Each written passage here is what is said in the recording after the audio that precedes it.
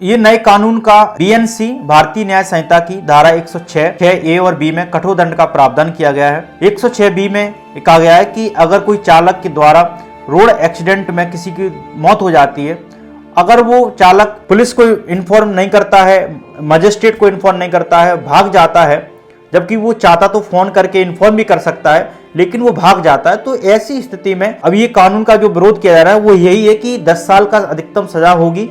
पहले 2 साल का आईपीसी में 2 साल का प्रावधान था, लेकिन इसमें 10 साल का प्रावधान कर दिया गया और 7 लाख का जुर्माना निर्धारित किया गया। अधिकतम जुर्माना 7 लाख हो सकता है। लेकिन आप देखिए कि वो व्यक्ति भागता क्यों है। ड्राइवर किसी सड़क दुर्घटना होती है, भागता क्यों है? उसका इंटेंशन नहीं है, कोई उसका इरादा नहीं है, जानबूझकर नहीं किया गया। ये जो है जानबूझकर तो नहीं किया गया, इंटेंशन के साथ तो नहीं किया गया। इसलिए ये जो सड़क दुर्घटना का जो केस है वो गैर इरादत श्रेणी में आता है। लेकिन मौत हो जाती है तो व्यक्ति ड्राइवर इसलिए भाग जाता है, अगर वो रुकता है तो कहीं ना कहीं मॉब लिंचिंग हो सकती है, यानी कि वहां की जो भीड़ है, लोग हैं, उसको मार सकते हैं, उसको कहीं ना कहीं पीटते हैं, मारते हैं। तो कहीं ना मॉब लिंच से बचने के लिए या फिर जेल से बचने के लिए या फिर पुलिस की कार्रवाई से बचने के लिए व्यक्ति मारकर ही भाग जाता है, व्यक्ति को टक्कर मारकर भाग जाता है, तो वह टेंडर का केस माना जाता है। ऐसी स्थिति में पुलिस को भी डिफिकल्टी का सामना करना पड़ता है कि पुलिस को वाहन का पता नहीं चलता या फिर ड्राइवर की पहचान नहीं हो पाती। तो ऐसी स्थिति में फिर सजा देना और पूरी जो प्रोसेस करना है, केस स्टडी करना है, केस को प्रोसेस में लाना भी डिफिकल्ट होता है, क्योंकि वाहन का भी पता नहीं चलता, वाहन चालक का भी पता नहीं चलता। तो ऐसी स्थिति पर अंकुश लगाने के लिए तो भारत सरकार का कहना है कि हमारा मुख्य उद्देश्य चालकों को कड़ी से कड़ी सजा देना नहीं है, बल्कि हमें जो हिट एंड रन की जो प्रथा है, टक्कर मारकर भाग जाने की जो प्रथा है, यानी कि तुरंत भाग जाने की प्रथा है, यानी वो प्रैक्टिस है, इसे रोकना है।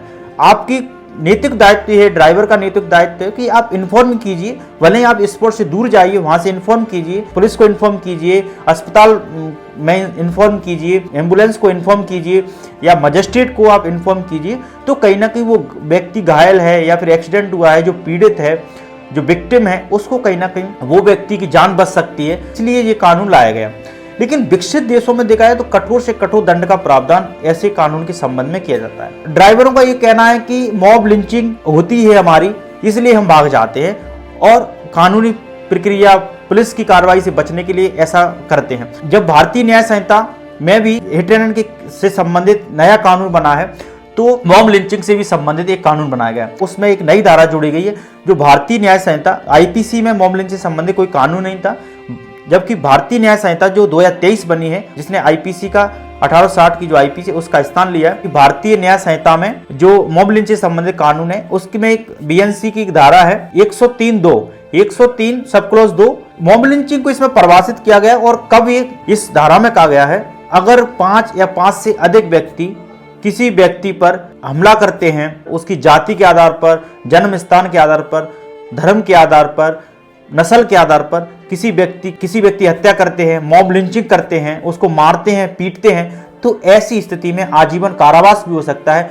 मृत्युदंड भी हो सकता है। मॉब लिंचिंग के संबंध में भी जो कारावास यानी कि मृत्युदंड का भी प्रावधान किया गया। तो मॉब लिंचिंग के केसेस को रोकना भी है, तो ये ड्राइवर से भी जुड़ता है। तो ड्राइवर को भागने की जरूरत नहीं है, क्योंकि मॉब लिंचिंग के संबंध में भी अगर कोई 5 या 5 से अधिक व्यक्ति किसी की हत्या करते हैं, मारते हैं, मॉब लिंचिंग करते हैं, तो उसमें भी मृत्युदंड और आजीवन कारावास का प्रावधान किया गया है।